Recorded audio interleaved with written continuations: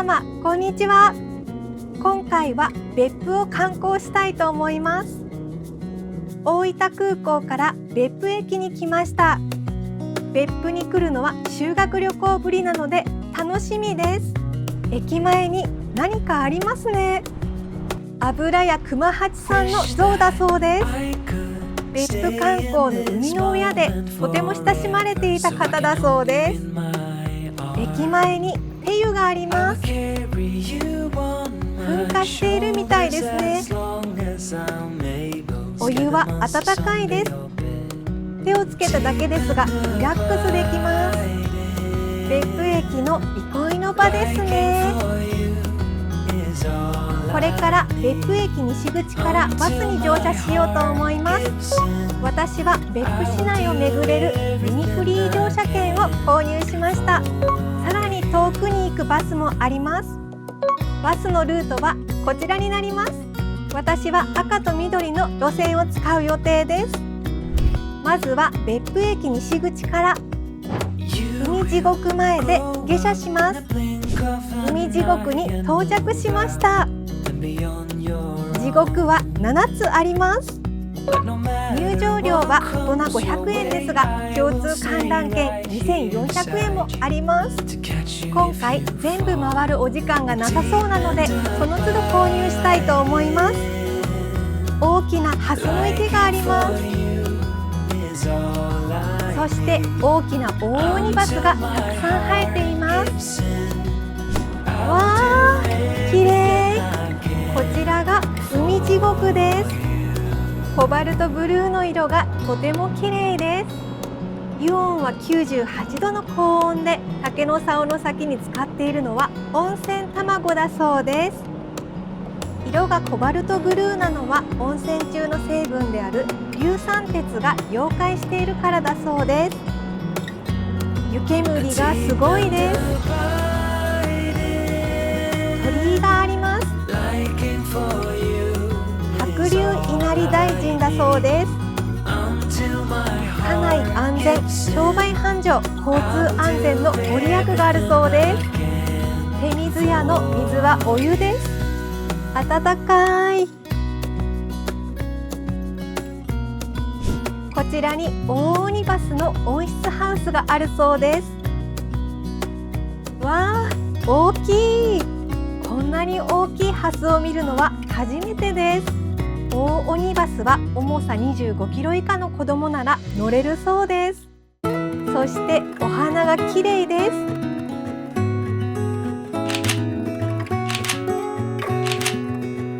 大オニバスは天然記念物だそうです。温室を出たところに赤池地獄があります。海地獄では青い地獄だけでなく赤い地獄も見ることができるんですね。真っ赤ですね。こちらの赤池の湯煙もすごいです。お次は海地獄から割と近い明礬温泉に行きたいと思います。明礬温泉に着きました。地獄蒸しプリンが名物だそうです。岡本屋の地獄蒸しプリンは440円です。とろけるような舌触りとビターなカラメルのハーモニーが絶妙で美味しいです。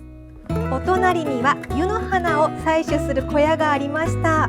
草津温泉とは違った採取方法なんですね。そして湯の里へ来ました。早速湯の花小屋で貴重な入浴体験をしてみたいと思います。小屋によってお値段が違います。それでは行ってきます。乳白色の硫黄泉です。いい湯ですね。効能は温浴効果を高め、肩こりや腰痛、肌のトラブルを和らげます。無機塩類が皮膚のタンパク質と結合して膜を作り、体の熱の放射を防ぐため、入浴後の保温効果が高く湯冷めしないそうです。もうお肌すべすべになってきました。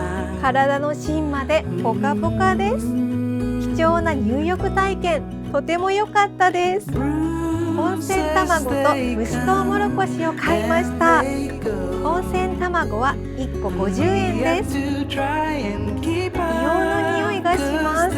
いただきます。燻製のようなお味です。美味しいです。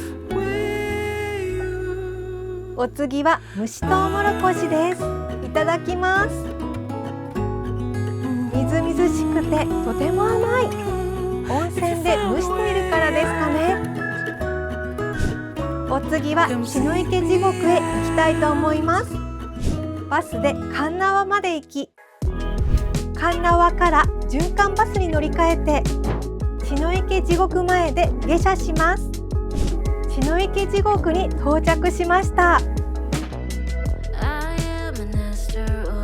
こちらが血の池地獄です。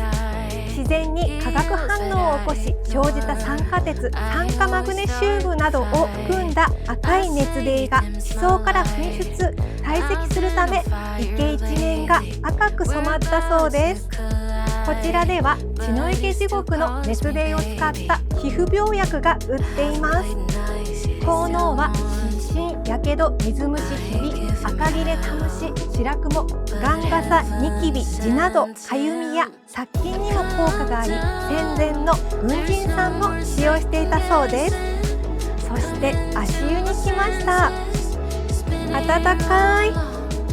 泉質的効能は切り傷、やけど、慢性皮膚病、土弱児童、慢性婦人病、動脈硬化症だそうです。お湯はぬるま湯ですが温まりました。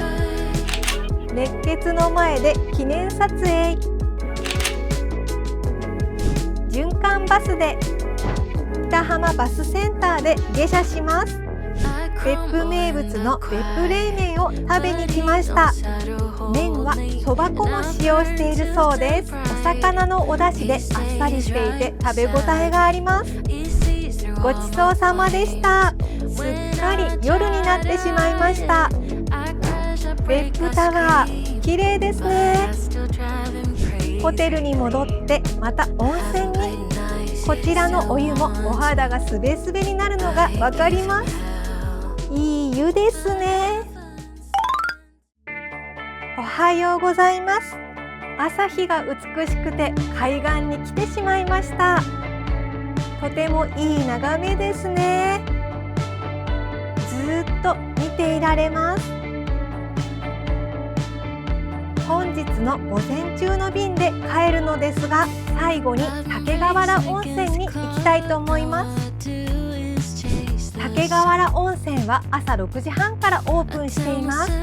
こちらは千と千尋の神隠しの湯屋のモデルになったとも言われています。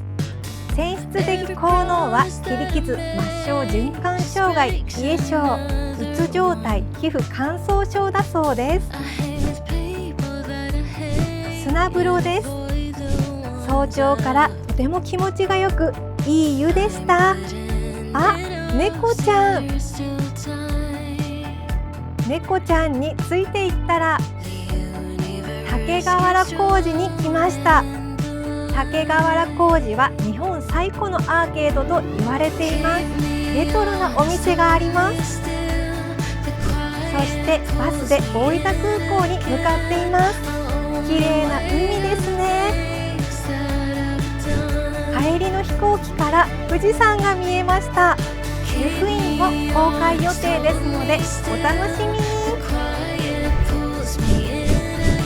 最後までご視聴ありがとうございました。また見てくださいね。コメントも楽しみにしております。